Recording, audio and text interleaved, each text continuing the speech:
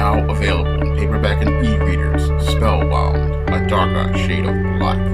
Get your copy today at your favorite online bookseller.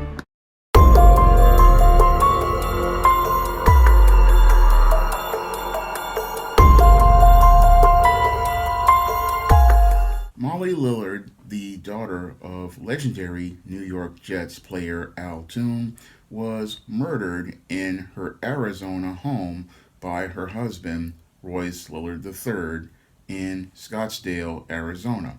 Now, the police are seeing this as an isolated incident, but when I take a critical examination of this murder suicide, it's not only a case of swirling gone wrong, it fits the pattern and profile I talk about regarding beta males in my book, The Man Crisis. Now, this could be another case of swirling gone wrong because Molly Lillard, a 28-year-old young black woman, was married to 36-year-old Royce Lillard III. And it's possible that she could have been so spellbound by Royce Lillard III that she could not see the numerous character issues that this man had, and she couldn't see that this man was possibly a ticking time bomb that was going to go off sooner rather than later. Now, when it comes down to many of these black women who swirl, they oftentimes deify and worship white men. And that deification and worship of white men makes it where they can't see the white man they're getting involved with from an objective perspective. And because they can't see this white man from an objective perspective, they can't really see how dysfunctional this man is because they're so caught up in their feelings about this white man's white skin and his crystal blue eyes that they can't really see that he has character traits that make him a clear and present danger. And it's possible that Royce Lillard III was one of these textbook beta males, and he was possibly one of these beta males who was probably a simmering and boiling in anger way before he met Molly Lillard. Because a lot of times, these beta males, once they're out here, they are very angry about things that have gone on in their past, and they're carrying a lot of emotional baggage. But your black woman won't see any of these issues because she's caught up in her emotions about a white man paying attention to her. Now, I believe that things possibly came to a head between Molly Lillard and not Al Toon, but Royce Lillard III, because they were in their home in Scottsdale, Arizona, locked down during the pandemic. And over the course of the last year or so, it looks like Molly Lillard got pregnant and was trying to get herself together so she could take care of their child because they had an 8-month-old child in the home at the time who was in the home and thank God did not get harmed in any way, shape, or form. So it's looking like it might have possibly been an argument between Molly Lillard and your Royce Lillard III that led to him to murder his wife and then barricade himself inside the home, fearing that the police would come after him. And that could have been his motive for committing suicide, was fearing that he would wind up being arrested by the police, tried and convicted. And because he didn't want to go to prison, this is possibly why he wound up taking his own life. But his motive for murder could have possibly been being locked down during this pandemic with his wife and with this child. And this could have been the thing that led to him possibly being motivated to commit this murder because when it comes down to your beta males, beta males like to be the center of attention with their females, and the big problem with many beta males is that they form codependent relationships with the women in their lives. Because a lot of times, when it comes down to your beta male, he doesn't want an interdependent relationship with his wife because he is used to having a codependent relationship with his mother. And because he's used to having a codependent relationship with his mother, he's expecting to take that model of relationship that he has with his mother over to his wife, and that makes him extremely clingy, extremely needy. And when it comes time for a child to come into the family, this makes many of your beta males extremely jealous because they want all of that attention for themselves. And when they can't get that attention because the baby needs that attention, this is one of the things that leads to many of these males simmering and boiling in anger, and that anger starting to boil to the surface to the point where it starts to lead to the explosion that winds up with these men going to explode in that rage, where they wind up participating in that spectrum of violent behaviors. And I believe that's possibly what happened here with your Molly Lillard and her husband, Royce Lillard. This man was used to being that center of attention. Molly is pregnant with their child. They have the baby. She's trying to take care of the baby's needs, and then he wants all of that attention for himself. He's been locked down in the home with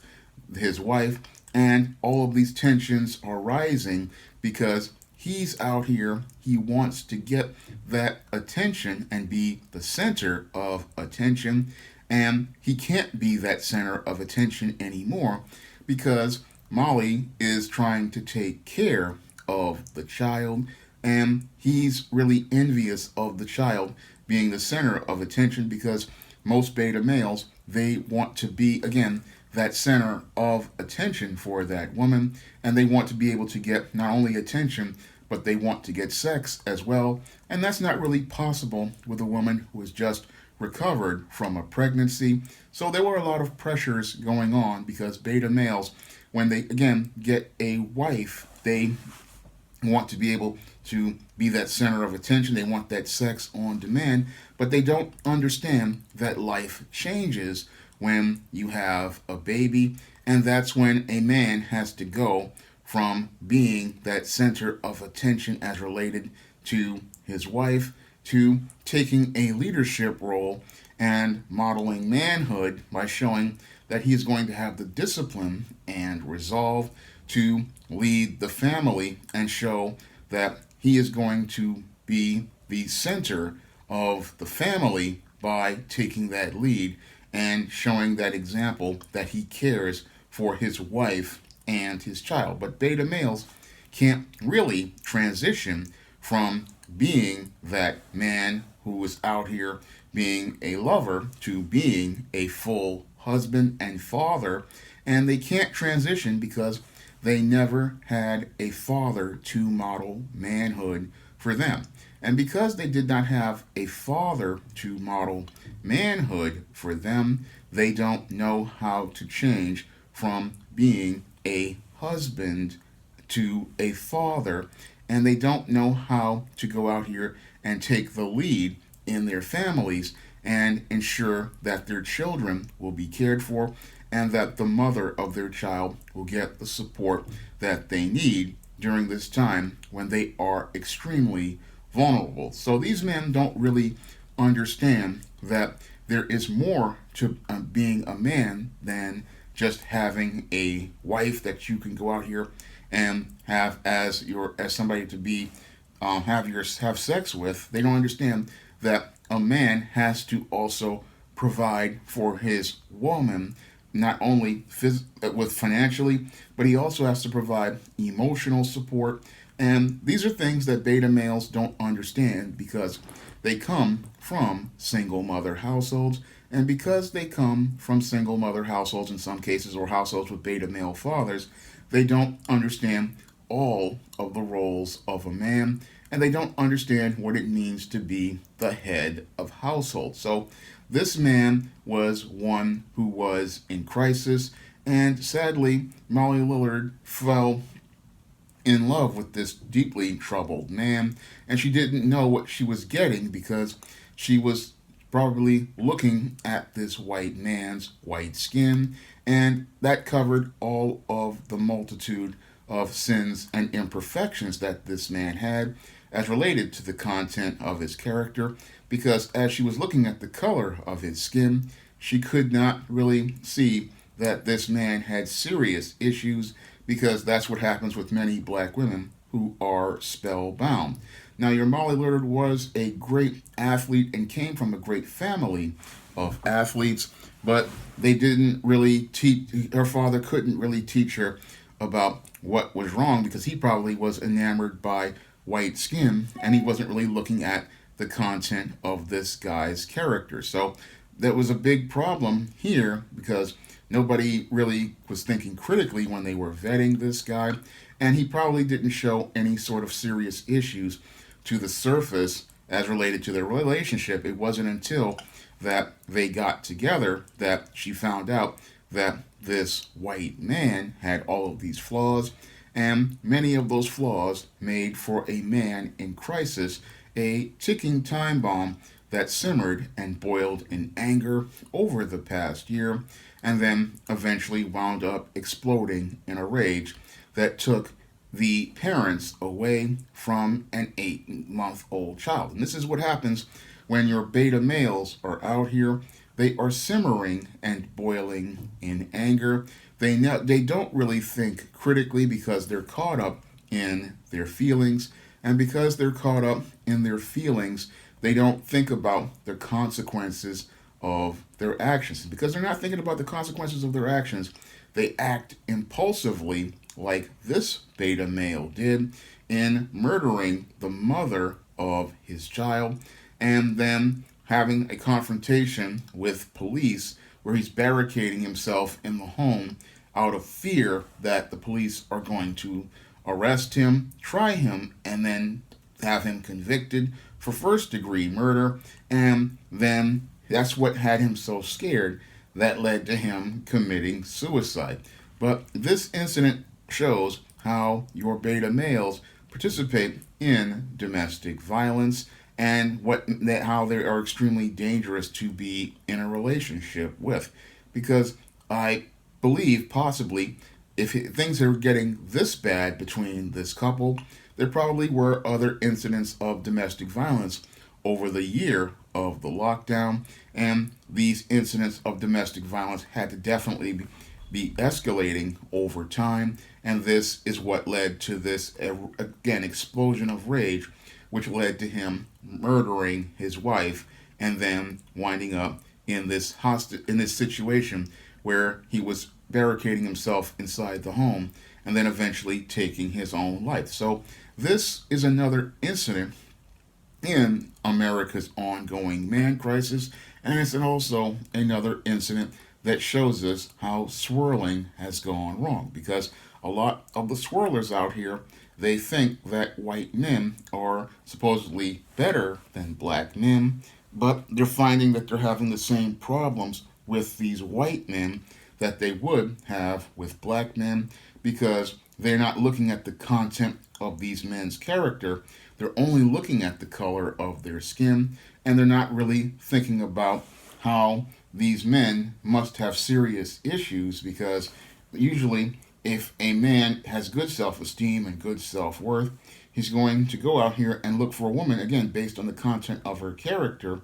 But when it comes down to the swirlers, they're looking for somebody based on the color of their skin, and that's what leads to them winding up dealing with these extremely dangerous beta males and putting their lives at risk in a relationship with one of these men in crisis. Now, if you want to learn more about the dangerous behaviors of beta males and what motivates them to participate in their extremely violent behaviors, you can pick up my book, The Man Crisis, on Amazon.com in paperback and Kindle format. You can also find it on Smashwords, the iBook Store, and Google Play. And if you want to pick up any of my other men's issues books, like Stop Simping, Why Men Don't Need Finance to Get Romance, Manginas, They Look Like Men But They Act Like Ladies, The Misadventures of Captain Save-'em, Stop Simping in the Workplace, or Why 70% of Black Women Are Single, you can find those books on Amazon.com as well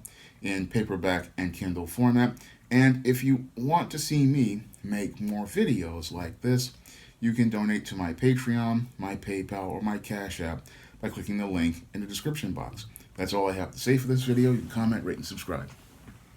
Now available for the first time in paperback, Why 70% of Black Women Are Single. Learn all the reasons why so many Black women can't find a husband and why 70% of Black women are single. Get your copy of Why 70% of Black Women Are Single on Amazon.com today.